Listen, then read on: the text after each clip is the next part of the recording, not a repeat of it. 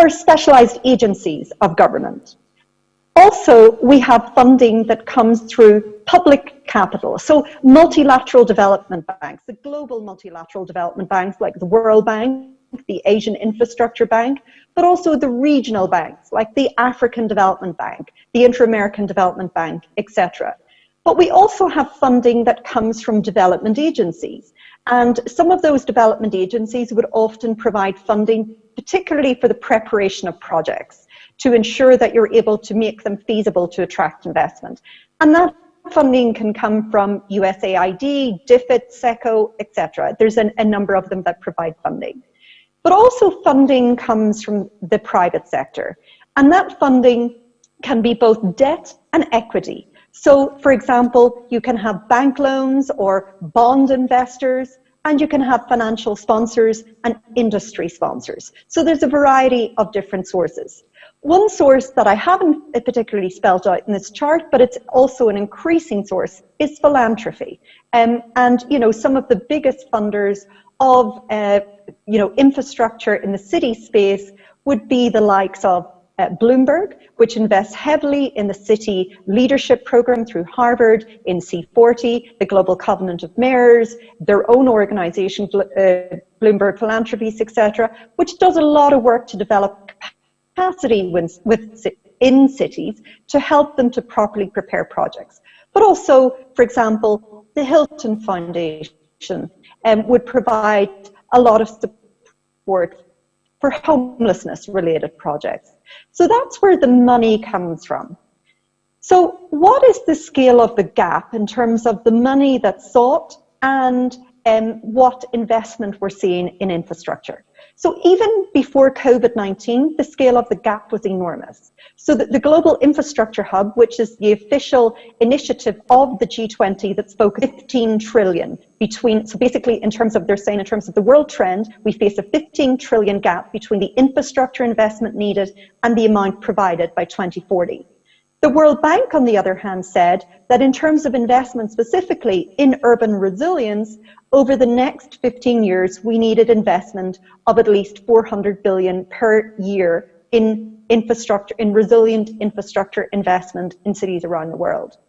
However, the scale of the problem has become much worse due to COVID-19.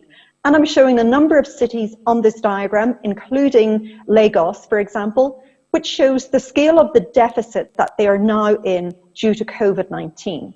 So what we've seen during COVID-19 was cities' revenues fell, whether it was in relation to parking charges, toll charges, sales taxes, property taxes. We have seen huge reductions. On the other hand, we've seen huge increases in expenses in terms of sanitation, for example, healthcare, waste, etc.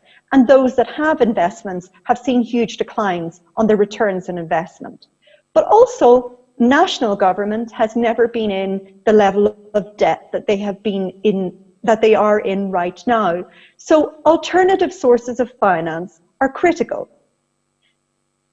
But why is there difficulty in investors investing in urban infrastructure projects? And these are, by the way, investors that primarily come from the multilateral development bank level and the private sector. So here are the critical challenges that any city needs to overcome if it's going to attract investors. The first thing they bring up is a lack of institutional capacity. So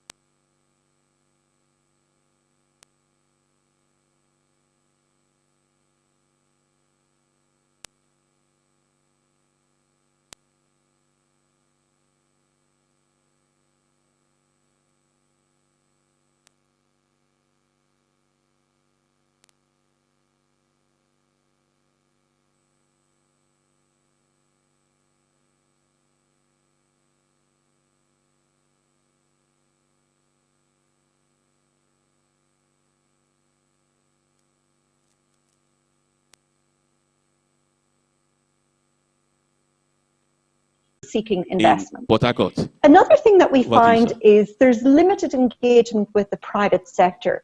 So it's critical that you engage the private sector early to understand what they need to actually have confidence to invest in infrastructure. We have an adequate regulatory and legal framework for public-private partnerships. We have insufficient profit margins is something that they would highlight. And we often have limited flexibility in terms of procurement to support innovation. So finally, the big challenge that we have is we have no budgets for emergency situations as well.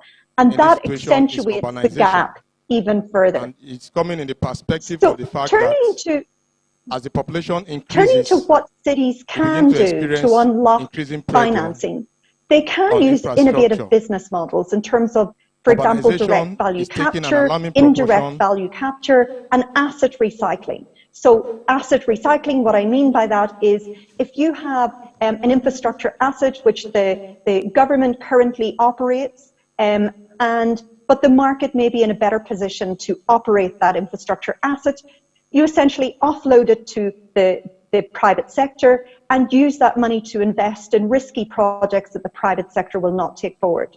You also have funding and financing options in terms of funding debt and equity, which is more traditional sources, but you also have different types of delivery options, which is more focused on PPPs, in terms of build, own and operate, build, operate and transfer, build, own and manage, and build, operate and revenue share, which is becoming an increasingly used model in the smart cities arena.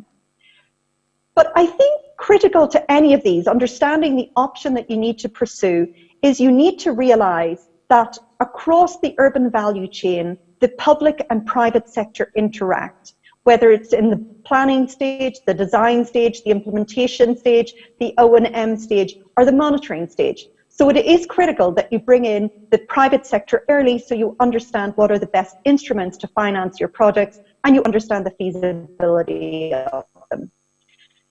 So I want to just highlight what we are asking at COP26 of national level government and indeed multi-stakeholder finance ministers commit to enabling cities to recover from COVID-19, to enable them to decarbonize and build resilience by allocating some of the recovery funds directly to cities.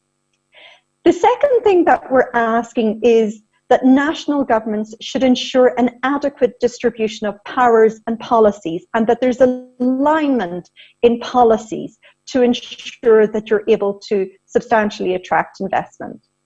We're also asking that national governments and multilateral development finance institutions ensure that intermediary institutions have the appropriate capacity to help cities access public and private investment.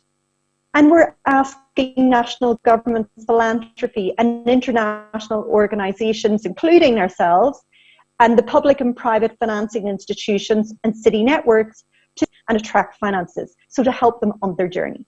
So I'm going to stop there. I'm happy to take any questions, or indeed feel free to follow up with me afterwards. Thank you.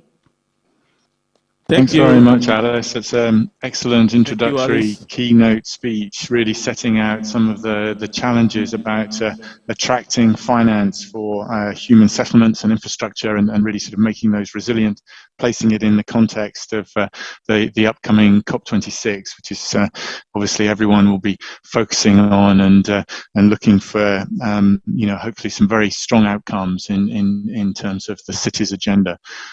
So we'll hand back now to Town Planner Olatunde Babawale, please, to moderate the session from the room. But thank you very much, Alice, and we look forward to your questions coming forward later in the session. Thank you. Yeah, thank you, John. Now, back to Town Planner Babawale, who is going to tell us and look at overview of infrastructures and human settlement in Port Harcourt. Thank you very much. Thank you, sir. Like I said initially, that infrastructure is the wheel on which the urban system drives. Its absence or inefficiency spells doom for the functionality of the urban system. And one key factor that comes to mind when you are trying to measure its efficiency, is population growth, which is a function of urbanization. And urbanization have taken an alarming proportion the world over, and Port Harcourt is not an exemption. Port Harcourt was founded in 1912 by the main acquisition of the first 25 square miles. As of 1915, the population was 5,000. And when you look at the growth rate, of Port Harcourt, we are growing at 5.0%, and that is a linear growth pattern. And going by that population growth rate, by 2035, it is expected that the population of Port Harcourt City will double. Now, going by that, you begin to look at the impact of this population growth rate on existing infrastructure. Without saying much, it tells you that as population grows, there is need to update existing infrastructure and expand it where necessary in order to accommodate the population rate growth. The population rate growth. Technical people, can I have my slide on the screen, please?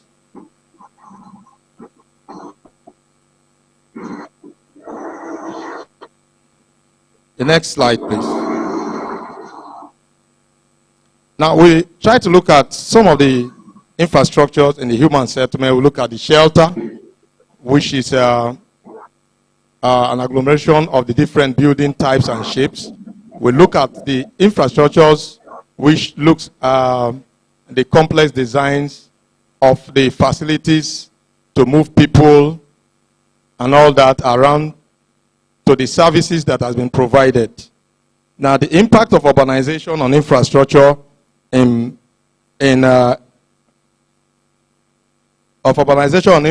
Port Harcourt gives you the likes of traffic congestion, security, scarcity of water, epileptic supply of power, multiplicity of slums, decayed healthcare system and infrastructure.